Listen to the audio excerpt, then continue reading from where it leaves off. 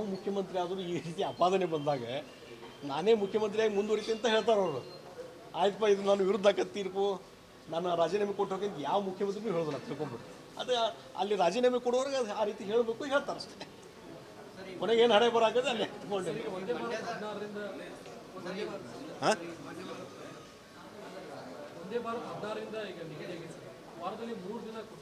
ಈಗ ನೋಡ್ರಿ, ಒಂದು ಸ್ಟಾರ್ಟ್ ಆಗಬೇಕು, ಅಲ್ಲೇ ಕೊಲ್ಹಾಪುರದಿಂದ ಬರಬೇಕು, ಇವೆಲ್ಲ ಗೊಂದಲ ಚಾಲು ಆಯ್ತು. ಇಲ್ಲಕಂದರೆ ಅದು 6 days 7 days ಇತ್ತು ಮೊದಲು.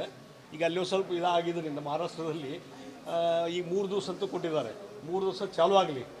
ನಾನೀಗ ಮತ್ತೆ ನೆಕ್ಸ್ಟ್ ವೀಕು ದಿಲ್ಲಿಗೆ ಹೋಗ್ತಾ ಇದ್ದೇನೆ. ರೈಲ್ವೆ ಮಿನಿಸ್ಟ್ರಿಗೆ ಮೊನ್ನೆ ಫೋನಲ್ಲಿ ಮಾತಾಡಿದೆ. ನೋಡಿರಿ, ಒಂದು ನೀವು ಒಂದೇ ಭಾರತ ಪುಣಾದಿಂದ ಬೆಳಗಾವಿ ತಂದಿದ್ದು, ಅದು ಹುಬ್ಳಿಗೆ ತೊಗೊಂಡು ಹೋಗಿದೆ, ಅದು ದ್ಯಾಟ್ ಈಸ್ ಡಿಫರೆಂಟ್.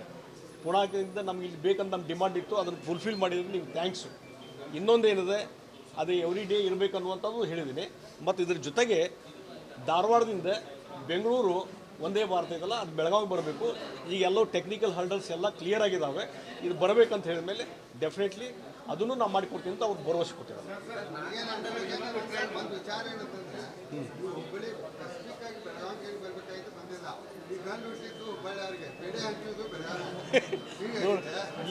ನೋಡ್ರಿ, ಅದಕ್ಕೆ ಈಗ ನಾನು ಅದಕ್ಕೆ ನೀವು ಹೇಳಿದಿಲ್ಲ, ಆ ಧಾರವಾಡದಿಂದ ಬೆಳಗಾವಿಗೆ ಬೆಂಗಳೂರು ಒಂದೇ ಭಾರತ ತೊಗೊಂಬರೋದು ಜವಾಬ್ದಾರಿ ನಂದದ.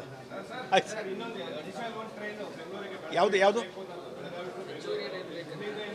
ಇಲ್ಲ, ಅದ್ರ ಬಗ್ಗೆಯೂ ನಾನು ಇದೇ ಅದನ್ನು ಸದ್ಯಕ್ಕೆ ನಾನು ಫಾಲೋ ಮಾಡ್ತಾ ಇದ್ದೇನೆ. ಅದಕ್ಕೂ ಅಟೆಂಡ್ ಮಾಡ್ತೀನಿ. ಇದೇ ಚೇಂಬರ್ ಆಫ್ ಕಾಮರ್ಸ್ ಅವರು ಹೇಳಿದ್ದಾರೆ, ಬಾಂಬೆಗೆ ನೇರವಾಗಿ ಕೇಳಿದ್ದು, ಅದು ಒಂದು ಪ್ರಯತ್ನ ನಡೀತದೆ, ಅದು ಮಾಡ್ತೀನಿ.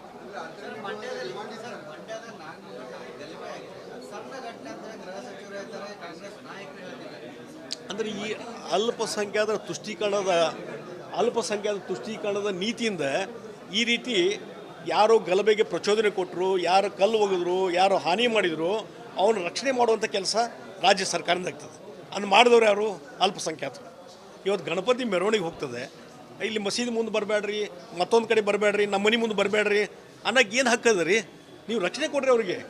ನಿಮ್ಗೆ ಮಸೀದಿಗೆ ಏನು ತೊಂದರೆ ಆದರೆ yes, you have to protect them. ಅದು ಬಿಟ್ಟು ಇಲ್ಲಿ ಹಾಯ್ಬೇಡ್ರಿ, ಅಲ್ಲಿ ಹಾಯ್ಬೇಡ್ರಿ ಅಂತಂದರೆ ಇದು ಸ್ವತಂತ್ರ ಭಾರತ ಇದೆ. ಹೀಗಾಗಿ ಈ ರೀತಿ ಅಂಥವ್ರಿಗೆ ಸ್ಕೋಪ್ ಕೊಡಿದೆ. ಇವತ್ತು ಕಾಂಗ್ರೆಸ್ ಸರ್ಕಾರ ಇದ್ದರೆ ಇದೆಲ್ಲ ಚಾಲು ಆಗಿದೆ. ನೀವು ಯಾವಾಗ ನೋಡ್ರಿ, ಉದಾಹರಣೆ ತೊಗೊಳ್ರಿ, ಇಡೀ ರಾಜ್ಯದ ಇತಿಹಾಸ, ಯಾವಾಗ ಕಾಂಗ್ರೆಸ್ ಸರ್ಕಾರ ಬಂದಾಗ ಕೋಮುಗಲಭೆ ಜಾಸ್ತಿ ಆಗಿದಾವೆ. ಅದಕ್ಕೆ ಇದೊಂದು ಉದಾಹರಣೆ.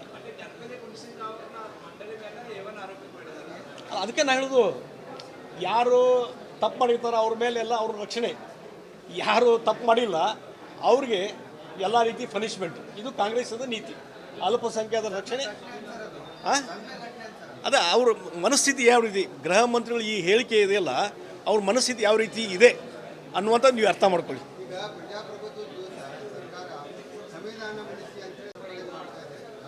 ಪ್ರಜಾತಂತ್ರಕ್ಕೆ ಮಾರ್ಗ ತಂದವರು ಅವರು ಕಾಂಗ್ರೆಸ್ ಅವರು ಏನಾದ್ರು ಎಮರ್ಜೆನ್ಸಿ ತೊಗೊಂಬಂದು ಇಡೀ ಪ್ರಜಾತಂತ್ರ ಕಗ್ಗೋಲೆ ಮಾಡಿದಂಥವ್ರು ಕಾಂಗ್ರೆಸ್ ಪಾರ್ಟಿಯವರು, ಕಾಂಗ್ರೆಸ್ ಸರ್ಕಾರ ಇಂದಿರಾ ಗಾಂಧಿ ಅವರು ಇದ್ದಾಗ. ಏನು ಸಂವಿಧಾನ ಹಿಡ್ಕೊಂಡು ಇವರು ಪ್ರಜಾತಂತ್ರ ರಕ್ಷಣೆ ಏನು ಮಾಡೋಕೆ ಹೋಗ್ತಾರೆ ಇವರು? ಸುಮ್ಮನೆ ಅದೊಂದು ವ್ಯಂಗ್ ಅಂತ ಹೇಳ್ಬೋದು, ನಗ್ಚಾಟಿಗೆ ಅಂತಾರಲ್ಲ, ಹಂಗಂತ ತಿಳ್ಕೊಂಡು. If you like this video, ಬೇಗ ಲೈಕ್ ಮಾಡಿ, ಕಾಮೆಂಟ್ ಮಾಡಿ, ಶೇರ್ ಮಾಡಿ ಹಾಗೂ ಯೋಯೋ ಟಿವಿ ಕನ್ನಡವನ್ನು ಸಬ್ಸ್ಕ್ರೈಬ್ ಮಾಡಿ.